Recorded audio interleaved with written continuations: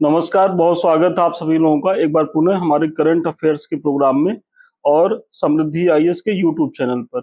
ये हमारा 18वां लेक्चर है और देखिए अभी पीसीएस के लिए तो ये छठा होगा, लेकिन चूंकि इसके पहले मैंने आरओ के लिए भी कराया था और चूंकि वो 2 महीना पहले ही परीक्षा हुआ है, तो ऐसे में वो सब भी वीडियोज बहुत महत्वपूर्ण है। तो अभी तक आप लोगों ने अगर उसको नहीं देखा है तो जाकर के देख लो, बहुत छोटे-छोटे वीडियो हैं। देखिए हम एक बार में बहुत ज़्यादा मतलब 2.5-3 घंटा 4 घंटा आप लोग कहते हैं, कुछ बच्चों का मैसेज भी आता है सर मैराथन करवा दीजिए। लेकिन मुझे लगता है कि आप निरंतर पढ़िए, निरंतर पढ़ने से ज्यादा चीजें कवर भी हो जाएंगी और हम भी जितना देना चाहेंगे दे लेंगे और उसमें चीजें बच जाती हैं। और एक बार में आप इतना बड़ा वीडियो देख करके उससे कितना आप ले पाएंगे। तो मुझे लगता है कि छोटा छोटा वीडियो सही रहेगा। कभी भी आप अपने पढ़ाई से उबे तो यहाँ आकर के 15 मिनट 20 मिनट में देख ले और विश्वास मानिए जो भी कराए जा रहे हैं वो बहुत ही महत्वपूर्ण टॉपिक है। तो इसको तो आप जरूर देखते रहें, क्योंकि आप देखेंगे कि परीक्षा में यहाँ से कितने प्रश्न आएंगे। और अगर आप लोग चाहे तो पीछे चेक कर लें आरोप के समय में जो कराए गए हैं, तो अधिकांश करंट अफेयर्स आपको वहां से देखने को मिलेंगे। चलिए अपना टॉपिक शुरू करते हैं। टाइम टेबल तो आपको पता ही होगा, मंडे टू सैटरडे सुबह 9 बजे शाम को 5 बजे जरूर चैनल पे बने रहें, क्योंकि इसी समय हमारा जो है प्रोग्राम आता है। एक तो करंट अफेयर्स आ रहा है और दूसरा जो हो रहा है इस समय क्योंकि रिवीजन सीरीज, तो उसके भी वीडियो निरंतर पढ़ रहे हैं, तो वो भी आप लोग जो है देखते रहें। सबसे पहला टॉपिक है भ्रष्टाचार धारणा सूचकांक। तो ये 2024 का है और ये जारी करता कौन है, तो ट्रांसपेरेंसी इंटरनेशनल। और कब जारी हुआ है, तो 11 फरवरी 2025 को। शीर्ष सबसे कम भ्रष्ट देश अगर आप देखेंगे वैश्विक स्तर पर, तो इसमें डेनमार्क शीर्ष पर है, फिनलैंड सेकंड स्थान पे है, सिंगापुर थर्ड पे है। और सर्वाधिक जो भ्रष्टाचार से ग्रस्त देश है उसमें दक्षिणी सूडान शीर्ष पर है, सोमालिया सेकंड पे है और थर्ड नंबर पे वेनेजुएला है। और अगर हम भारत की रैंकिंग को देखें तो चूंकि इसमें 180 देशों को शामिल किया गया था, तो 180 देशों में जो हमारी रैंकिंग 96 है, तो मिली जुली रैंकिंग है। बहुत अच्छा तो हमारे यहाँ भी स्थिति नहीं है, लेकिन फिलहाल अब सूडान सोमालिया वेनेजुएला से तो फिलहाल बेहतर ही है। सेकंड है हमारा 8वां हिंद महासागर सम्मेलन हुआ है। तो ये सम्मेलन कहाँ हुआ है, पहले तो ये जान लीजिए कि ओमान के मस्कट में हुआ है। कब हुआ है, 16 से 17 फरवरी 2025 के बीच हुआ है। और इसकी थीम क्या थी, तो समुद्री साझेदारी के नए क्षितिज की यात्राएं। महत्वपूर्ण है, इसको जानते रहिए। और इसमें विदेश मंत्री एस जयशंकर, जो हमारे फॉरेन मिनिस्टर एस जयशंकर हैं, इस सम्मेलन के उद्घाटन सत्र के मुख्य वक्ता हैं। बगल में आपको इनका फोटो भी दिख रहा होगा, तो आप इससे भी रिलेट कर सकते हैं। अब अगला और महत्वपूर्ण जो हमारा टॉपिक है, ग्लोबल फायर पावर रैंकिंग की चर्चा करते हैं 2025 के। तो जारीकर्ता कौन है, अंतरराष्ट्रीय सामरिक अध्ययन संस्थान के द्वारा ये जारी होता है। इसके तहत 145 देशों को उनकी पारंपरिक सैन्य ताकत के आधार पर रैंक प्रदान किया गया, जिसमें भूमि समुद्र एवं वायु की ताकत शामिल होती है। मतलब जल थल नभ तीनों की ताकत इसमें देखी गई है और 145 देशों को आधार बनाया गया है। और ग्लोबल फायर पावर रैंकिंग 2025 के अनुसार रक्षा बजट पर खर्च करने के मामले में जो शीर्ष देश है, तो नंबर 1 यूएसए है, दूसरे नंबर पे चीन है, तीसरे नंबर पे रूस है और चौथे नंबर पर जो है वो भारत है। जबकि फायर पावर रैंकिंग 2025 में सैन्य क्षमता में अगर आप देखेंगे, तो देखिए अपने बजट का जो खर्चा कर रहे हैं तो वो यूएसए तो दोनों पे शीर्ष है, लेकिन सेकंड पोजीशन बदल रहा है। सबसे ज्यादा बजट पे सेकंड नंबर पे चाइना खर्चा कर रहा है, लेकिन इधर देखेंगे अगर सैन्य क्षमता में, तो रूस जो है वो सेकंड पे आ जाता है और थर्ड पे चीन हो जाता है। इसका कारण ये है कि चूंकि रूस पहले से ही, मतलब जब आप लोग को ये पता होगा कि जब द्वितीय विश्व युद्ध समाप्त हुआ तो देश में जो है शीत युद्ध प्रारंभ हुआ और उसके दो नेता निकल के आए। एक क्षेत्र का नेता जो था वो यूएसएसआर था और दूसरा जो क्षेत्र था, जो पूंजीवादी खेमा था, उसका नेतृत्व कौन कर रहा था, तो यूएसए कर रहा था। तो ऐसे में जो इन दोनों के बीच प्रतिस्पर्धा शुरू हुई, तो वेपन्स में काफी विकास किए दोनों देशों ने। तो इसीलिए अभी भी रूस जो है काफी सशक्त है। अब आपके मन में एक जेहन में एक प्रश्न आ रहा होगा कि सर अगर रूस इतना ही सशक्त है तो फिर वो यूक्रेन में इतना समय से उलझा कैसे है? तो आप एक चीज जान लीजिए कि यूक्रेन को तो रातों रात मसल सकता है रूस। उसके साथ समस्या ये है कि यूक्रेन को पीछे से पूरे जो यूरोपीय देश हैं और अमेरिकी जो अमेरिका है उसका पूरा सहयोग उसे मिल रहा है। मतलब जो यूक्रेन में रूस लड़ रहा है तो वो यूरोपीय देशों से और अमेरिका से एक साथ सम्मिलित मोर्चे पे लड़ रहा है। तो इसीलिए ये जो युद्ध है थोड़ा लंबा खिंचा, लेकिन फिर भी आप देख रहे होंगे धीरे-धीरे रूस जो है उस पे बढ़त बनाते हुए चला जा रहा है। और पीछे तो मैंने बताया था जो सिप्री की रिपोर्ट थी तो उसमें अभी भी सबसे ज्यादा अगर परमाणु वारहेड आप देखेंगे तो वो रसिया के पास ही है। तो इसका भी आप ध्यान रखेंगे। चलिए अब अगला जो हमारा चौथा टॉपिक है, Times Higher World Reputation Ranking 2025 जारी हुई है। तो किसके द्वारा? तो टाइम हायर एजुकेशन द्वारा जारी वर्ल्ड रेपुटेशन रैंकिंग 2025 में विश्व भर के प्रतिष्ठित विश्वविद्यालयों का आकलन किया गया। तो इसमें जो वर्ल्ड रेपुटेशन रैंकिंग जारी की जाती है ये टाइम्स हायर एजुकेशन द्वारा जारी की जाती है। और अगर इसमें शीर्ष रैंकिंग की आप बात करेंगे तो हार्वर्ड विश्वविद्यालय जो यूएसए का है लगातार 14वें वर्ष ये शीर्ष पर बना हुआ है। तो ये हार्वर्ड विश्वविद्यालय के लिए बहुत बड़ी उपलब्धि है कि 14 वर्षों से लगातार विश्व का नंबर 1 शैक्षणिक संस्थान वो बना हुआ है। सेकंड नंबर पे आप देखेंगे तो ऑक्सफोर्ड विश्वविद्यालय है और थर्ड पे आप देखेंगे तो मैसाचुसेट्स इंस्टीट्यूट ऑफ टेक्नोलॉजी मतलब एमआईटी, ये भी अमेरिकी संस्थान है। तो थर्ड पे एमआईटी है और सॉरी थर्ड पे नहीं है, दोनों संयुक्त रूप में सेकंड में जो है ऑक्सफोर्ड और एमआईटी दोनों को संयुक्त रूप से स्थान दिया गया है। इस सूची में 38 देशों के 300 संस्थानों को शामिल किया गया है। तो आप इसका भी ध्यान रखेंगे कि जो प्रमुख 38 देश हैं, अब आप ये मत सोचिएगा कि नेपाल भूटान के देश इसमें शामिल होंगे। जो विकसित और विकासशील जो देश हैं वहां के जो महत्वपूर्ण संस्थान है उन्हीं को इसमें आधार बनाया जाता है। और अगर भारतीय संस्थान की आप बात करेंगे तो भारतीय विज्ञान संस्थान जो बेंगलुरु है वो 2023 में 101 से 125 रैंकिंग बैंड में था।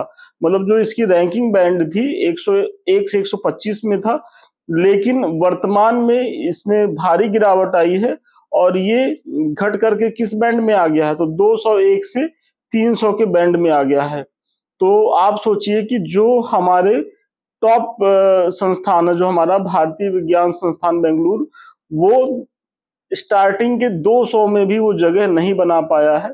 तो आप समझ सकते हैं कि जो हमारे आदरणीय मोदी जी या राजनीतिक पार्टियां विश्व गुरु बनने का जो सपना आपको दिखाती हैं तो उसमें सच्चाई कितनी है कि अभी हम जो है कायदे से 200 संस्थानों में वैश्विक नंबर पे शामिल नहीं है। तो अभी कायदे से हमको हेल्थ, एजुकेशन ये सब पे कायदे से काम करना होगा, तब जाकर के आप इस तरीके के सपने को आप देख सकते हैं। ऐसा मंसूबा आप अपने मन में पाल रखिए, नहीं तो ये वही होगा कि मुंगेरी लाल के हसीन सपने जैसे चीजें हैं कि आप सुन करके तो बड़ा अच्छा लगेगा कि हम विश्व गुरु बन जाएंगे। देखिए अतीत में आप क्या थे वो एक मैटर है, लेकिन वर्तमान में क्या है ये देखने की जरूरत है। और वर्तमान में इन क्षेत्रों में हम काफी पीछे हैं, इसको स्वीकार करना होगा। और जितने जल्दी हम स्वीकार करेंगे उतना ही बेहतर रणनीति के साथ आगे की योजना बनाएंगे। तो आइए पांचवा जो हमारा है कि जीएसटी दरों में ऐतिहासिक बदलाव हुआ है। अभी हाल ही में आप लोग देख ही रहे होंगे और इस समय तो लोग भर भर के खरीदारी कर रहे हैं, तो थोड़ी सी उसकी भी चर्चा हो जाए।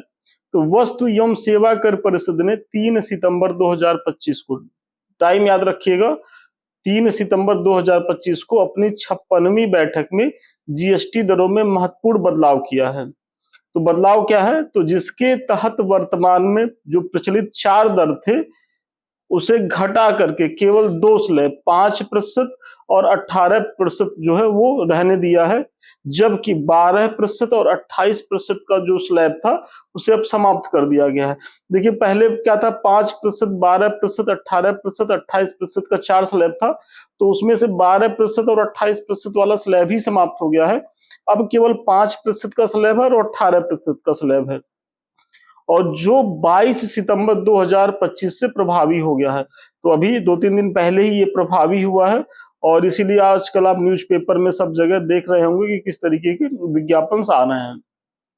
नई व्यवस्था के तहत खाद्य एवं दैनिक उपभोग की वस्तुएं सस्ती होंगी और इसमें जो ऑटोमोबाइल्स इंडस्ट्री है, कारें सस्ती हुई हैं और जो फ्रिज है, एसी, कूलर, ये सब चीजें भी काफी सस्ती हुई हैं, मोबाइल सस्ते हुए हैं। तो ये सारी चीजें सस्ती हुई हैं और इसका लोग बहुत ज्यादा लाभ भी उठा रहे हैं। तो यही है। हालांकि इसमें एक झटका लगा है उन लोगों को जो नशेड़ी टाइप के लोग थे, जो नशा करते थे और बेसिकली जो जिनको पान मसाला, गुटखा, तंबाकू, सिगरेट, बीड़ी जैसी विलासिता की वस्तुएं ज्यादा प्रिय थी। तो अब उन्हें 40% का उन पे नया स्लैब लागू किया गया है।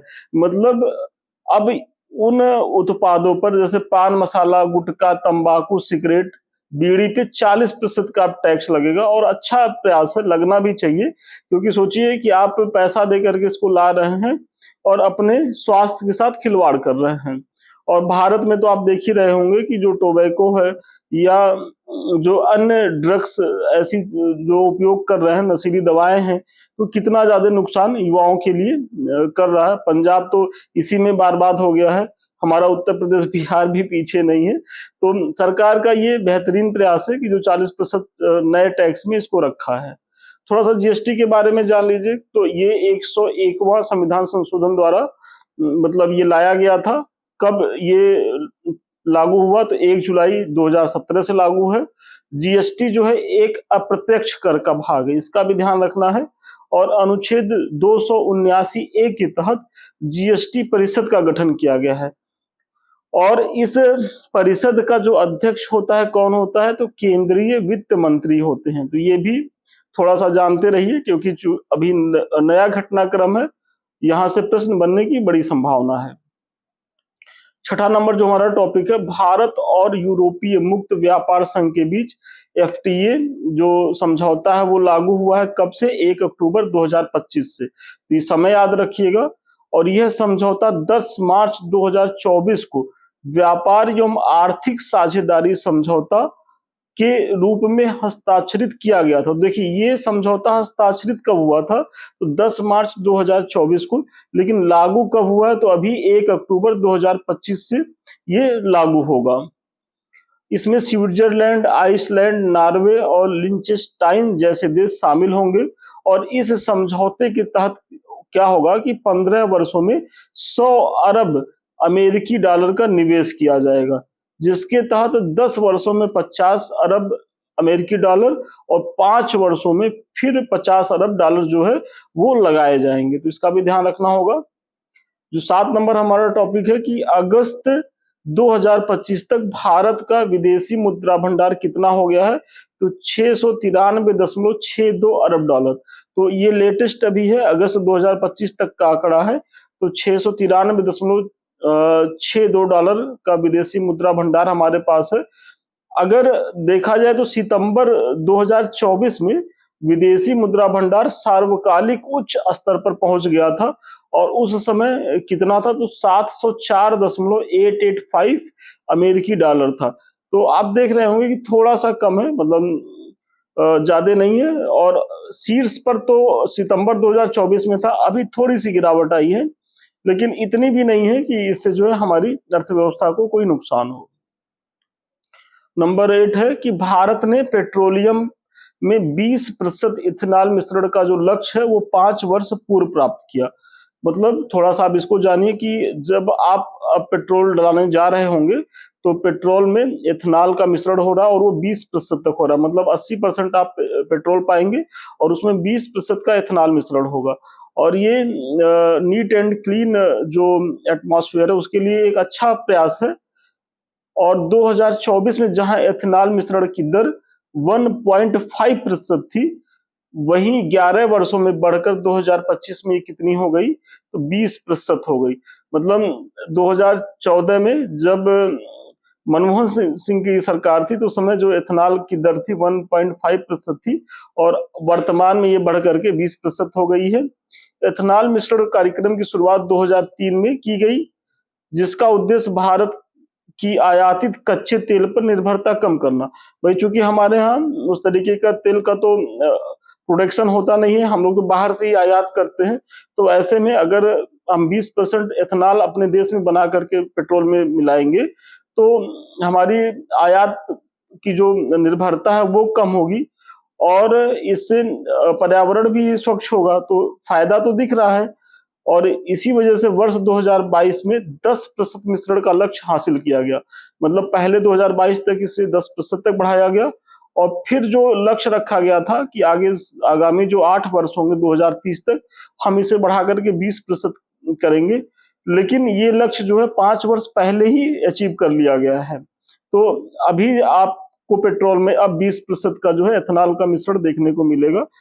हालांकि इस पे एक पक्ष और भी है कि लोग इस पे आरोप भी लगा रहे हैं कि कहीं न कहीं ये इससे माइलेज हमारा प्रभावित हुआ है और दूसरी चीज अगर आप 20% एथेनॉल मिला रहे हैं तो पेट्रोल फिर आप सस्ता क्यों नहीं कर रहे हैं? तो ये राजनीतिक मैटर है, यहाँ चर्चा करने की उसकी जरूरत नहीं है। बस ये जानिए कि मतलब 20% जो है एथेनॉल मिश्रण जो है वो शुरू हो गया 2025 से ही। अब जो नौवां टॉपिक है, यस एंड पी ने 18 वर्ष बाद भारत की सॉवरेन रेटिंग बढ़ाई है। तो ये अपने आप में बड़ी उपलब्धि है। देखिए यस एंड पी जो है अमेरिकी एजेंसी है और इसका पूरा नाम है स्टैंडर्ड एंड पुअर ने 14 अगस्त 2025 को भारत की सॉवरेन रेटिंग जो मतलब सॉवरेन रेटिंग मतलब जो भारत की साख है उसे 18 वर्ष बाद बढ़ाकर क्या किया है। तो पहले हमारी जो एस एंड पी रैंकिंग थी वो ट्रिपल बी माइनस थी, तो उसे अब ट्रिपल बी कर दिया गया है। मतलब माइनस से हम मतलब जो जो हमारी ऋणात्मक थी तो अब वो हम बैलेंस पे आ गए हैं, मतलब ट्रिपल बी पे आ गए हैं। और एकदम ये याद रखिएगा ट्रिपल बी को कभी भी आयोग यही पूछेगा। अल्पकालिक रेटिंग को भी बढ़ा करके A3 से क्या कर दिया गया है, तो जो अल्पकालिक रेटिंग थी वो हमारी बढ़ करके A3 से A2 हो गई है। और एस एंड पी ने पिछली बार जनवरी 2007 में जो है भारत की रेटिंग को ट्रिपल बी माइनस किया था। मतलब ये ट्रिपल बी जो माइनस किया गया था तो ये कब किया गया था, तो 2007 में किया गया था और तब से हम इसी स्थिति में बने रहे। अभी जो है 14 अगस्त 2025 को इसे ट्रिपल बी कर दिया गया है। 10 नंबर हमारा जो टॉपिक है, वर्ष 2024-25 में भारत के प्रत्यक्ष विदेशी निवेश में भारी वृद्धि हुई है। मतलब जो हमने एफडीआई प्राप्त किया है तो उसमें करीब करीब 14% की वृद्धि हुई है और ये कितना हो गया है, तो 81.04 बिलियन डॉलर हो गया है। वाणिज्य मंत्रालय के आंकड़ों के अनुसार 2024-25 में सर्वाधिक एफडीआई जो है वो सेवा क्षेत्र में हमें प्राप्त हुआ करीब 19%। इसके बाद 16% का जो एफडीआई हमें मिला है वो कंप्यूटर सॉफ्टवेयर व हार्डवेयर के क्षेत्र में मिला है। तो दो जो बड़े क्षेत्र हैं, एक तो सेवा क्षेत्र में और दूसरा जो है कंप्यूटर सॉफ्टवेयर और हार्डवेयर के क्षेत्र में हमें एफडीआई प्राप्त हुआ है।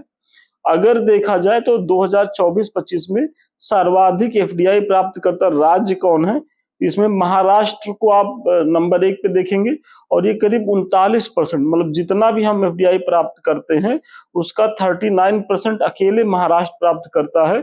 दूसरे नंबर पर उत्तर प्रदेश है, तीसरे नंबर पे दिल्ली है, चौथे नंबर पे गुजरात है। और आप लोगों का ये होमवर्क है कि कमेंट करके बताइए कि इसमें उत्तर प्रदेश की स्थिति कहाँ है। 2024-25 में सर्वाधिक एफडीआई प्राप्त हुआ किससे, तो सिंगापुर से। मतलब हमारे देश में सर्वाधिक एफडीआई किस देश से आया है, तो सिंगापुर से आया है, करीब करीब 30% आया है। मॉरिशस उसके बाद दूसरा एफडीआई हमें दे रहा है 17%। अब आपको आश्चर्य होगा कि सर सिंगापुर तो समझ में भी आ रहा है, ये मॉरिशस कैसे इतना हमारे यहाँ आके निवेश कर रहा है, तो आप इसको समझिए क्योंकि वहां जो है वो एक तरीके से हमारा ही धन ब्लैक मनी के रूप में बाहर जाता है, वहां से व्हाइट होकर निवेश होता है। और जब इकोनॉमी की क्लास हम लेते हैं तो उसमें इसकी चर्चा करते हैं। बहरहाल ये अभी आपके लिए यहाँ जरूरी नहीं है, फिर कभी इस पे चर्चा कर लेंगे। तो इतना याद रखिए कि फर्स्ट पे सिंगापुर है, सेकंड पे मॉरिशस है और थर्ड पे जो हमें एफडीआई प्राप्त होती है वो अमेरिका से प्राप्त होती है। और जो सिंगापुर से हमें एफडीआई प्राप्त हो रही सर्वाधिक, ये लगातार 7 वर्षों से हमें हमारा सबसे ज्यादा एफडीआई भागीदार बना हुआ है, तो इसका भी आप ध्यान रखेंगे। 7 वर्ष वाला याद कर लीजिएगा, क्योंकि आयोग जो है एक स्टेटमेंट में इसे भी पूछ सकता है। अगला जो है हमारा कि अमेरिका लगातार चौथे वर्ष भारत का सबसे बड़ा व्यापारिक साझेदार है। तो अभी तक तो भाई जब से ये ट्रेड वार की स्थिति है, तो अब इसकी जब समीक्षा होगी, इसके जो आंकड़े आएंगे उसके बाद स्थिति पता चलेगी कि हमारा व्यापार किस स्तर पे है या कितना प्रभावित हुआ। लेकिन अभी तक की जो वर्तमान स्थिति है, तो और ये स्थिति वाणिज्य मंत्रालय के अनुसार है, अप्रैल 2025 में जारी हुई है। तो अमेरिका लगातार चौथे वर्ष भारत का सबसे बड़ा व्यापारिक भागीदार बना हुआ है। और आप देखेंगे तो 2024-25 में भारत व अमेरिका के बीच द्विपक्षीय व्यापार कितने का हुआ, तो 131.84 अरब डॉलर का रहा। मतलब इतना हम लोगों ने व्यापार किया दोनों देशों ने मिल करके। और अगर इसमें आप देखेंगे तो सबसे आश्चर्य की बात यह होगी कि 41.18 अरब डॉलर का इसमें भारत को लाभ हुआ। मतलब इसमें आप देखेंगे कि व्यापार संतुलन किसके पक्ष में, भारत के पक्ष में है। वहीं चीन जो है हमारा द्वितीय शीर्ष व्यापारिक देश है, और हमने चीन के साथ 127.7 अरब डॉलर का व्यापार किया, जो द्वितीय स्थान पर है। लेकिन यहाँ क्या आप देखेंगे कि 99.2 अरब डॉलर जो है वो चीन का लाभ रहा। मतलब ये पूरी तरीके से जो हम चाइना से क्यों भाग रहे हैं, या हमारे प्रधानमंत्री चाइना की तरफ क्यों उस तरीके का रुख नहीं कर रहे हैं, क्योंकि अगर हम चाइना के साथ व्यापार में जाते हैं तो विश्वास करिए कि वहाँ की जो सामान है वो बहुत सस्ते हैं, और वो हमारे पूरे मार्केट को ही कैप्चर कर लेंगे। तो उससे हमको लाभ कम नुकसान ज्यादा होगा, क्योंकि देखिए चाइना हमको माल बेच ज्यादा रहा है और हमसे आयात कम कर रहा है। और जबकि इसके उलट अमेरिका के साथ है कि अमेरिका से हम आयात कम कर रहे हैं बल्कि उसको निर्यात ज्यादा कर रहे हैं। तो व्यापार संतुलन हमारा अमेरिका के साथ सरप्लस है, चाइना के साथ बहुत ज्यादा ऋणात्मक है। मतलब 99.2 अरब डॉलर, करीब करीब 100 अरब डॉलर का हमको नुकसान हो रहा है। तीसरे स्थान पर यूएई का स्थान रहा। मतलब यूएई के साथ जो हमारा तीसरा शीर्ष व्यापारिक भागीदार है, और इसके साथ जो हमारा व्यापार रहा तो 100 अरब डॉलर का रहा। तो इसका भी आप ध्यान रखेंगे। शीर्ष पर अमेरिका है, सेकंड नंबर पे चाइना, थर्ड नंबर पे कौन सा है, यूएई है। और आज का जो हमारा अंतिम टॉपिक है, उत्तर प्रदेश के कुशीनगर में इसरो का रॉकेट परीक्षण हुआ है। तो चूंकि अब उत्तर प्रदेश का एक पिछड़ा जिला कुशीनगर है, और वहां इसरो के रॉकेट का परीक्षण किया जाए तो महत्वपूर्ण फैक्ट बन जाता है। तो थोड़ा सा जान लीजिए। उत्तर प्रदेश के कुशीनगर जिले के तमकुही राज एक तहसील है, और वहां जंगल पट्टी एक गांव है। तो वहीं ये परीक्षण किया गया, और यह परीक्षण जो है 14 जून 2025 को इसरो के वैज्ञानिकों के देखरेख में थ्रस्ट टेक इंडिया लिमिटेड, ये नाम याद रखिएगा, थ्रस्ट टेक इंडिया लिमिटेड ने किया, जो पूरी तरह सफल रहा। और ये थ्रस्ट टेक इंडिया लिमिटेड जो किया है, तो इसके लिए मार्गदर्शन का काम कौन कर रहे थे, तो इसरो के वैज्ञानिक कर रहे थे। टाइम कब था, तो 14 जून 2025 को। कहा, तो जंगल पट्टी गांव में, कुशीनगर के तमकुही राज तहसील में। तो चलिए आज का हमारा करंट का सेशन यहीं तक था। अभी आप जाइएगा नहीं, इसके बारे में तो पता ही होगा। संस्थान दो बैच चला रहा है, एक आरओ को लेकर के, एक मुख्य परीक्षा, दोनों मुख्य मेंस बैच है। तो अभी तक आप लोगों ने ज्वाइन नहीं किया है तो ज्वाइन करें। और सबसे अंत में, जो आप लोग इस समय लगातार मैसेज करते रहते हैं कि सर जो आप पढ़ा रहे हैं इसका पीडीएफ कहाँ मिलेगा, तो आप लोग वीडियो अंत तक देखेंगे तो हम हर वीडियो में बताए होंगे कि आप वेट करिए, आपको संस्थान जो है धीरे धीरे टेलीग्राम पे देता रहेगा। बस आप हमारे टेलीग्राम को ज्वाइन करें, @समृद्धि IAS ऑफिशियल, ये हमारे टेलीग्राम का लिंक है। आप यहाँ आए, आपको सारे पीडीएफ मिलेंगे। साथ ही साथ हमारा 2 चैनल है, एक तो यूट्यूब का समृद्धि IAS का यूट्यूब, जिससे अभी हम आप रूबरू हैं, और दूसरा संदीप मिश्रा ऑफिशियल। तो ये दोनों चैनल आपकी परीक्षा के लिए बेहद समर्पित हैं। तो अभी तक आप लोगों ने इन्हें सब्सक्राइब नहीं किया तो सब्सक्राइब करें, लाइक करें, शेयर करें, और अगर वीडियो अच्छा लग रहा हो तो कमेंट भी जरूर करें। और आपको यदि हमसे बात करना हो या हमारे किसी बैच से जुड़ना हो तो 7303307507 पे संपर्क कर सकते हैं। तो ठीक है, आज के लिए इतना ही। पुनः मिलते हैं नए वीडियो में नए क्लास के साथ। तब तक के लिए धन्यवाद, शुभकामनाएं आपको।